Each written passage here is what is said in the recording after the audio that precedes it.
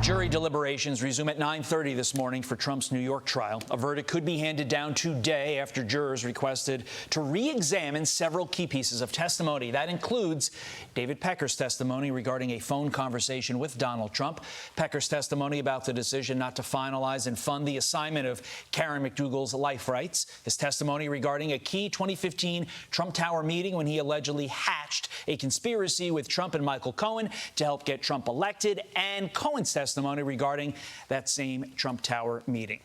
Neama Rahmani is a former federal prosecutor and the president of the West Coast Trial Lawyers. He joins me now. Neama, read the tea leaves for us. Why would the jury want to revisit that specific testimony? Todd, reading the tea leaves here, this is good for the prosecution, and this is why. We know the state called David Pecker as their first witness. So when you're a prosecutor, you want to start strong and end strong. And he's the one that directly implicates Donald Trump with this catch-and-kill scheme. So the fact that the jurors are asking for this readback leads me to believe that at least some of them are convinced of Donald Trump's guilt, and they're trying to convince those remaining jurors, whether they're on the fence or they're holdouts. Why do you think the jury wanted the jury instructions, reread to them? Well, most states, including our federal system, allows those jury instructions to go back into the jury deliberation room with them. New York is unique in that it doesn't. And we heard Judge Juan Merchan read those instructions yesterday, and there were some very important ones. The most important of which was that we know that the business records have to be false, but they have to be in furtherance of or to cover up another crime. And Judge Juan Merchan laid out a few possibilities. We've talked about election fraud. We've talked about campaign finance violations. And we've also talked about tax fraud. So we know that there's 2 lawyers on this panel, and those lawyers are likely leading those deliberations. So they want to sort through those instructions and make sure that they hold the prosecution to their burden in this case. Here are the possible outcomes as it stands now. Conviction on all 34 counts of felony falsification of business records, conviction on some counts, acquittal on others, acquittal on all counts, or a hung jury. If he's convicted, Neama, where does the, quote, as I'm calling it, pick any crime, don't worry about being unanimous instruction rank on your list of reversible error on appeal? Because looking at this as a former lawyer but an interested observer, it seems like almost everything this judge has done can be and should be reversed on appeal. Your thoughts? Well, it's certainly an appellate issue, but I don't necessarily think it's reversible error, and this is why.